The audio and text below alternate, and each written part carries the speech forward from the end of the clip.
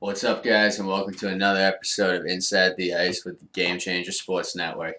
Today I'm going to be discussing 6 teams that are making headlines, and then I'm going to take a brief look into the 7 games that are taking place tonight, all of which you can make a case will have significant implications on the playoffs.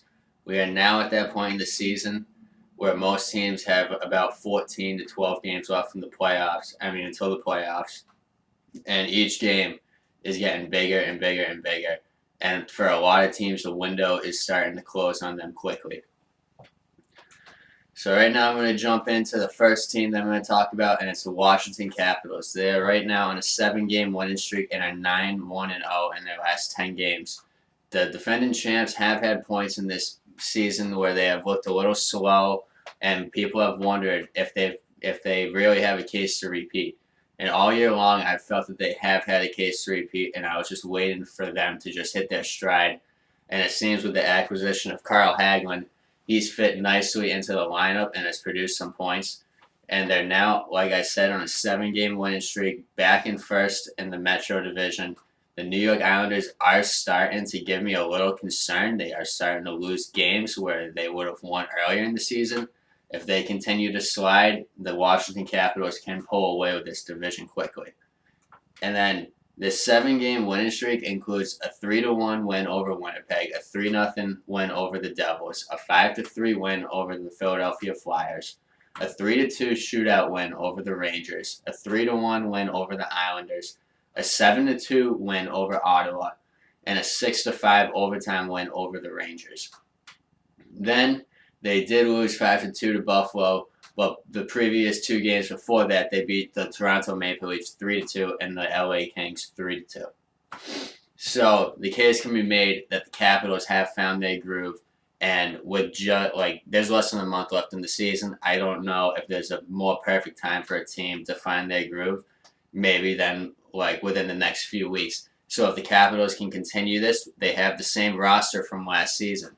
There's no reason why this team can't make a force going into playoffs. Ovechkin does lead the league with 46 goals. I expect him to once again win the Maurice Richard Trophy for most goals in the NHL in a season. And I'm excited to see what this Capitals team does come playoffs. The next team is the San Jose Sharks. They are 7-2-1 in their last 10 games and are on a 4-game winning streak. And with the Calgary Flames just coming off a 4-game losing streak, they have given the Flames a little bit of a fight for that first spot. Yesterday, they did hold it for a little bit in first seed until the Calgary Flames defeated the Vegas Golden Knights 6-3 to snap their 4-game losing streak.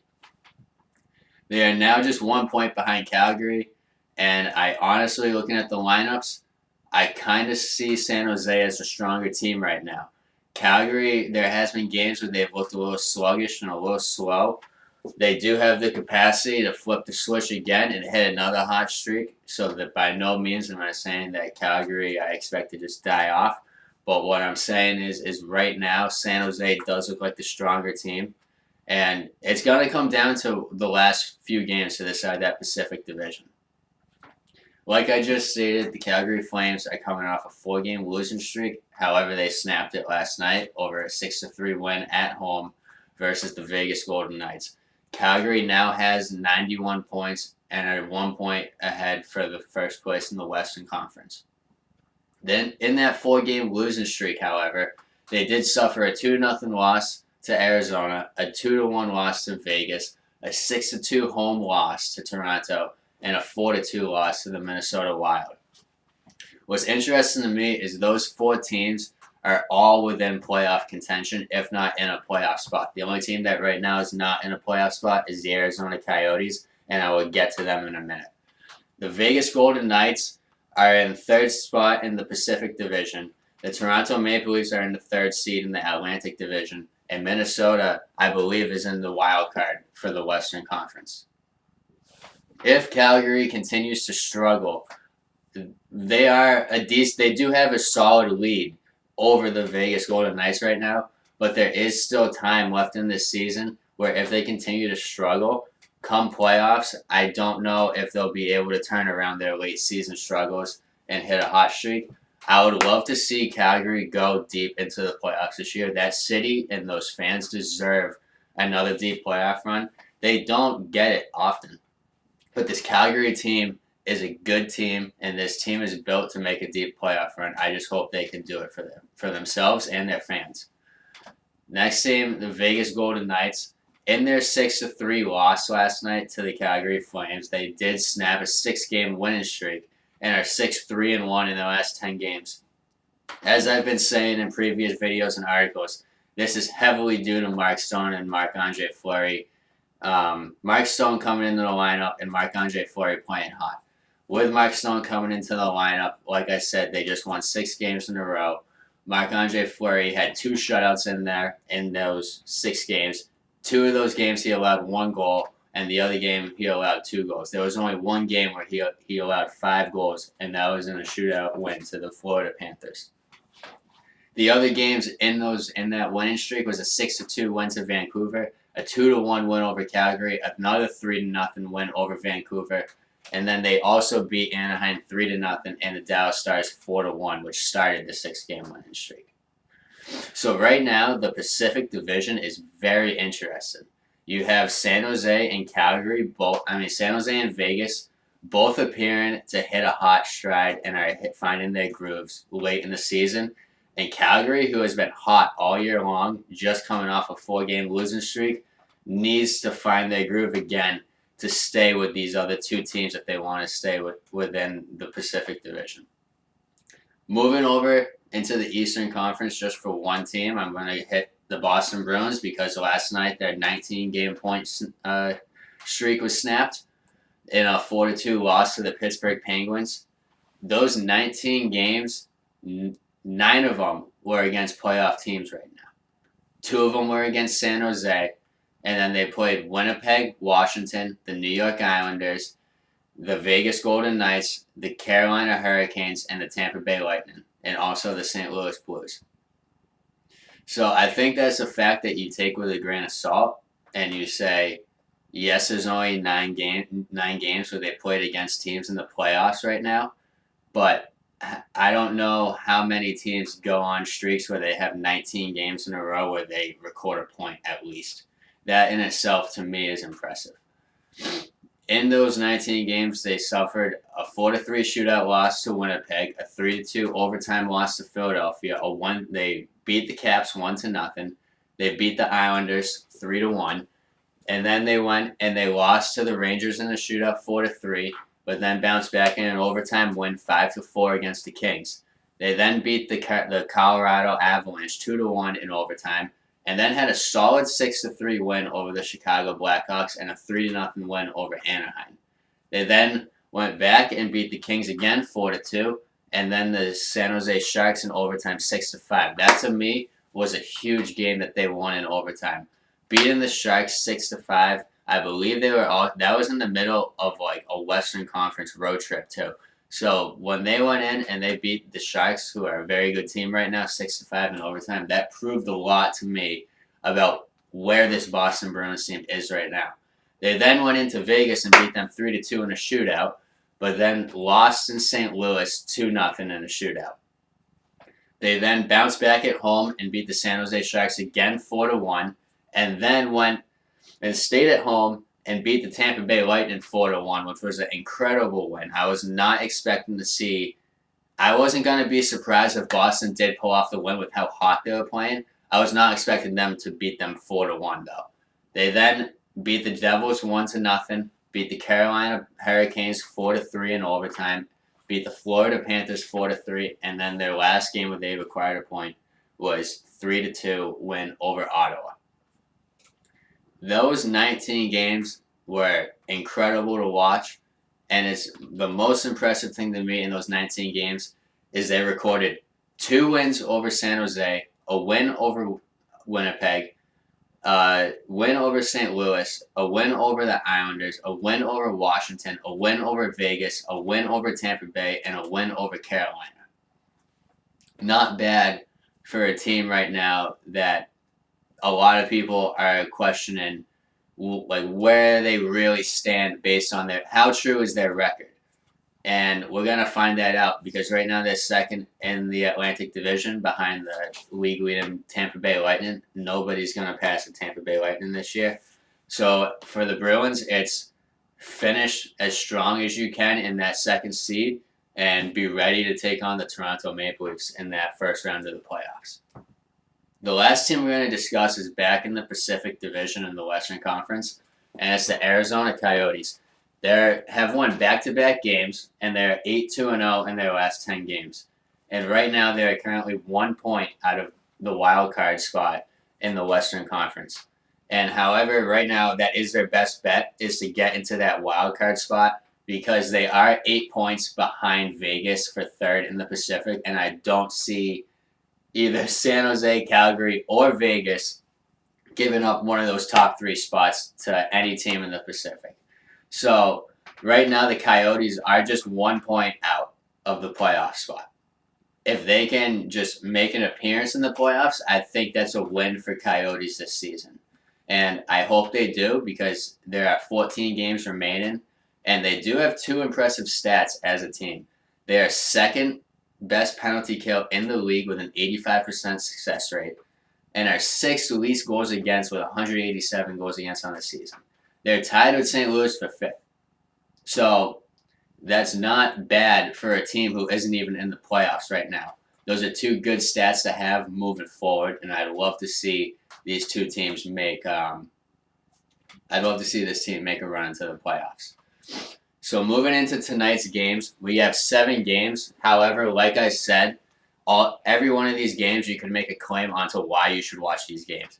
Tampa Bay at Toronto, that's obvious. 2 huge contenders this year, division rivals you could say right now, at least. And Tampa Bay going into Toronto, I'm looking for Toronto to try to match Boston and say, hey, we can beat Tampa Bay at home too.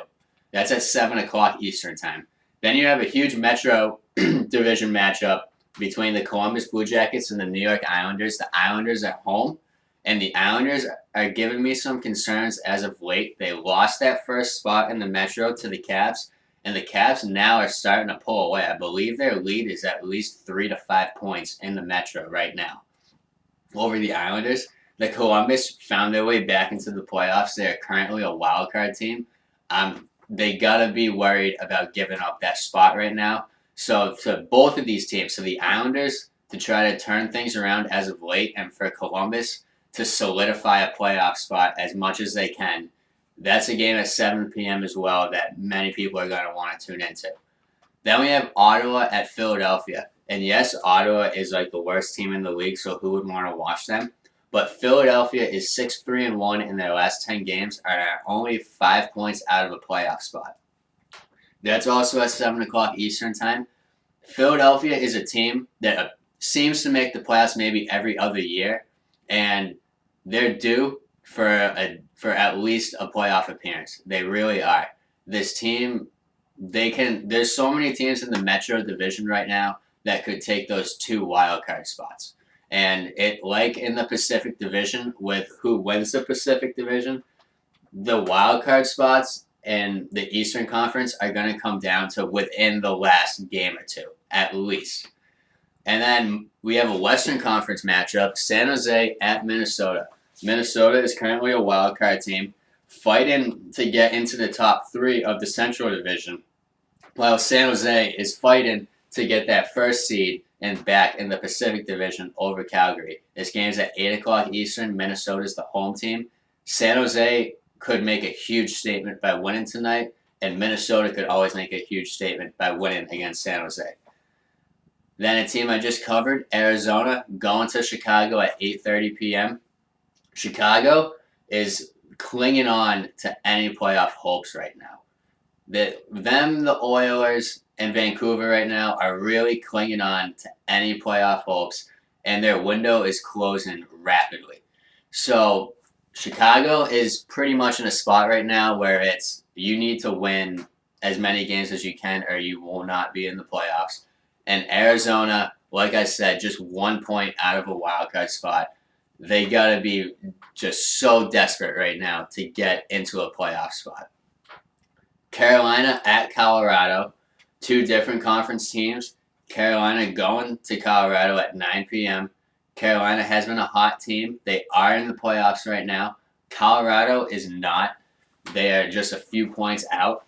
Colorado is a little concerning because, yes, they do have one of the best lines in the league, but Gabriel Landeskog is out 4 to 6 weeks.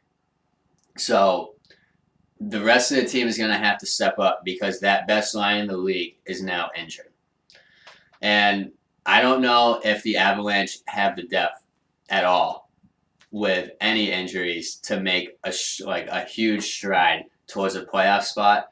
Carolina is trying to cling on to the hot streak that they've been on as of late. And then the last game tonight, also at 9 o'clock, New York Rangers, who are pretty much, I believe they are eliminated from the playoffs officially.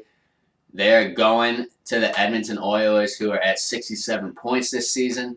They, like the Chicago Blackhawks and the Vancouver Canucks, like I said, are clinging on for any opportunity to get into the playoffs.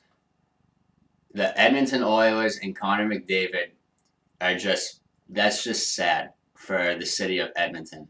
For the history that the Edmonton Oilers have and all of the high draft picks that the Oilers have had year after year, and you have Connor McDavid.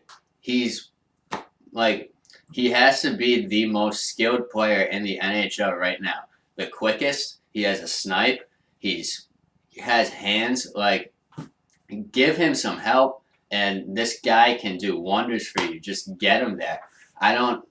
Peter Chiarelli, oh man, that guy, I don't understand. Thank God the Edmonton Oilers got rid of him. I think if they had any hope that was their move, was to get rid of him. Connor McDavid is got to be a little upset right now because he is on a huge contract. So unless he's dealt in a blockbuster trade, his career is going to be heavily in Edmonton, and I can only assure you the pressure is on him to bring success back to that city. So Edmonton and Chicago and Arizona all want to get into those last playoff spots. Check out any of those 7 games tonight, and honestly, you're going to start to see teams hit that mode where we're in all go. This is right now, pretty much from now on, is every game's a playoff game for some teams. So like I said, check out those games. Check out my Power Rankings episode coming up Wednesday, and you guys have a great day.